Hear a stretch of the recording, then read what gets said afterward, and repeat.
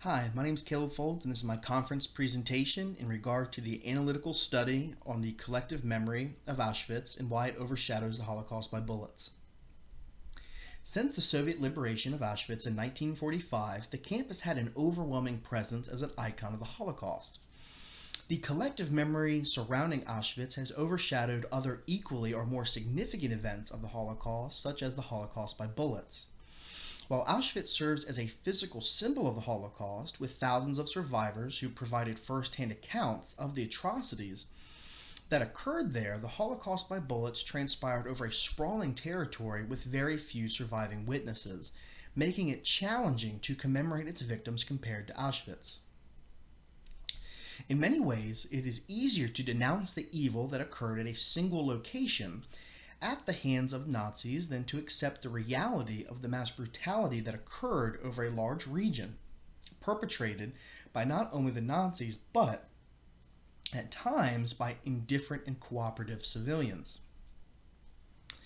The implementation of concentration camps began shortly after Hitler rose to power in 1933. Auschwitz, which is located in the southern region of Poland and comprised of 3 main sections and 40 subcamps, became the most renowned of all Nazi concentration and death camps created by the Germans during World War II. Auschwitz was one of the most efficient killing centers due to its modern crematorium and gas chambers for the mass extermination of Jews and other undesirables, aiding in the final solution.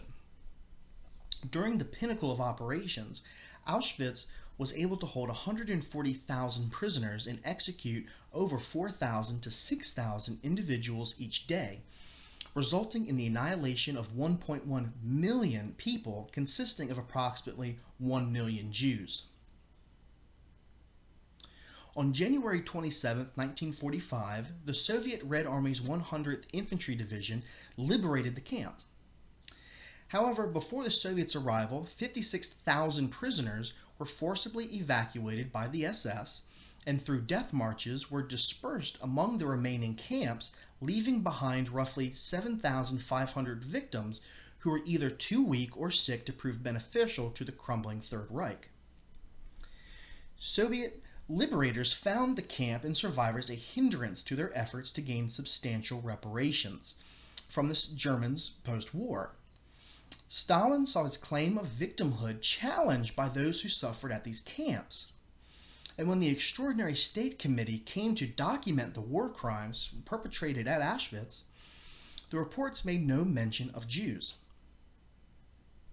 For the next 44 years, Poland and Auschwitz remained under control of the Soviet government to further their political goals and establish false narratives surrounding the memory of the Holocaust.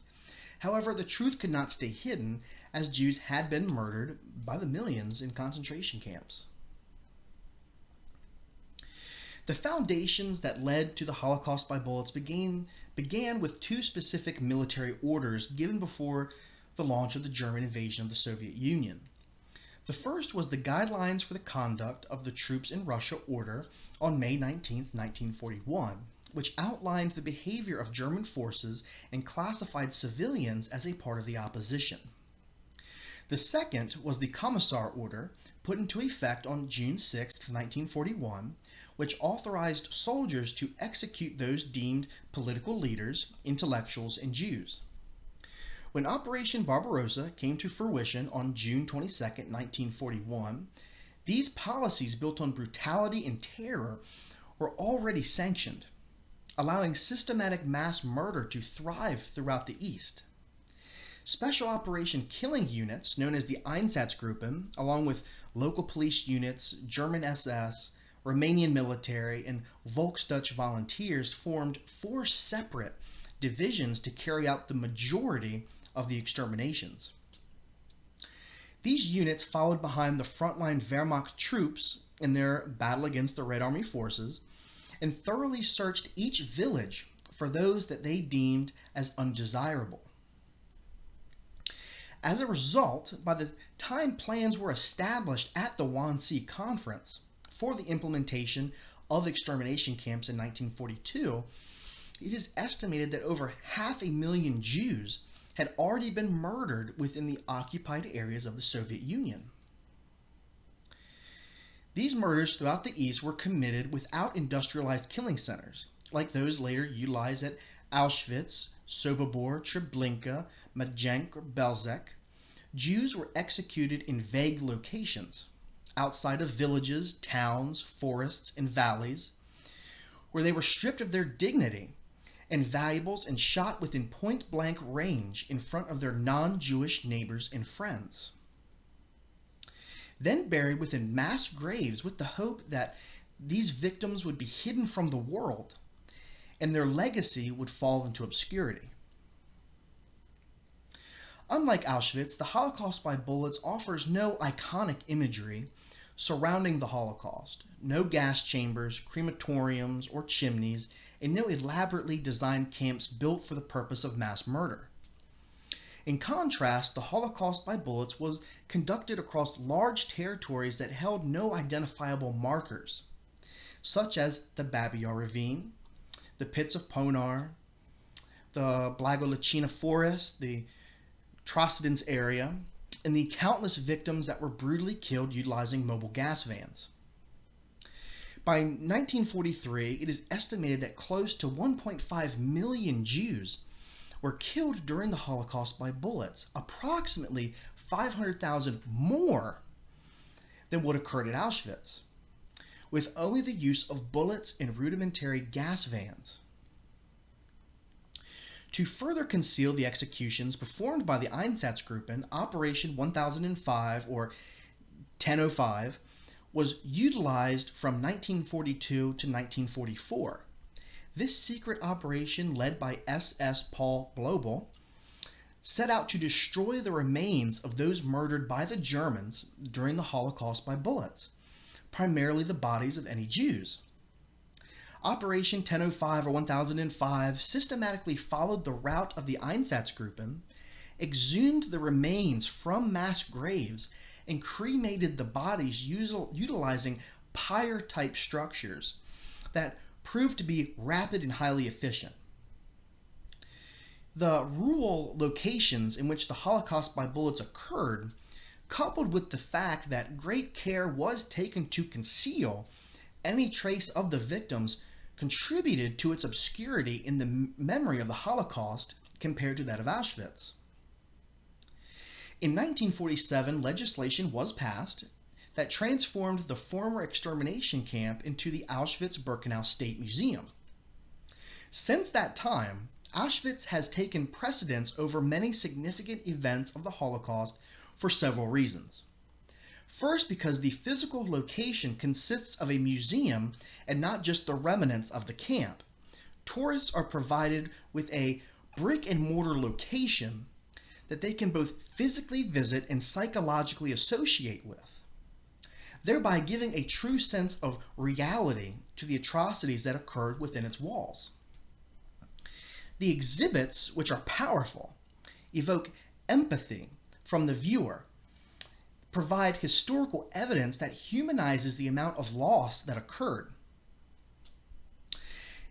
Secondly, while the museum prominently portrays the magnitude of the atrocities that occurred at Auschwitz, it is still somewhat easier to reconcile the acts of a few at a single location than to comprehend the widespread genocide during the Holocaust by bullets at the hands of not only Nazis, but at times civilian collaborators. Finally, unlike the Holocaust by bullets, there were thousands of survivors from Auschwitz slave labor camp who provided detailed first-hand testimonies after liberation and educated the world on the extent and brutality of the crimes committed. Because they were specific to Auschwitz, these testimonies tied the memory of the Holocaust to a single location.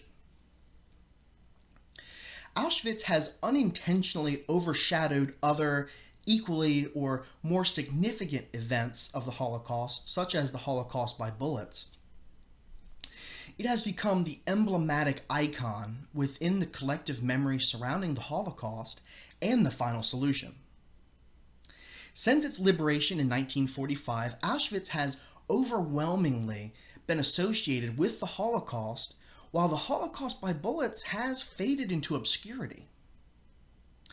Auschwitz has become synonymous with the Holocaust because of the physical location it provides as a place of remembrance and reverence to those who suffered at the hands of the Nazis. In contrast, the Holocaust by bullets has no single site or memorial due to the vast area in which it occurred.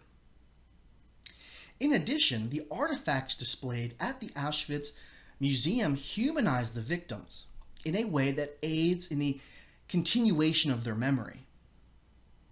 Whereas the way in which the victims of the Holocaust by bullets were killed, the evidence of their existence was meant to be hidden and is still being uncovered today. Finally, unlike the Holocaust by bullets, which left very few survivors, there were thousands of individuals who survived Auschwitz and went on to share their lived experiences with the rest of the world. The fact that Auschwitz has become recognized as the epicenter of the Holocaust, while the Holocaust by bullets remains relatively unknown, fulfills the goal the Einsatzgruppen sought to achieve: to hide millions of Jewish victims from public memory under the guise of them never having existed. Thank you.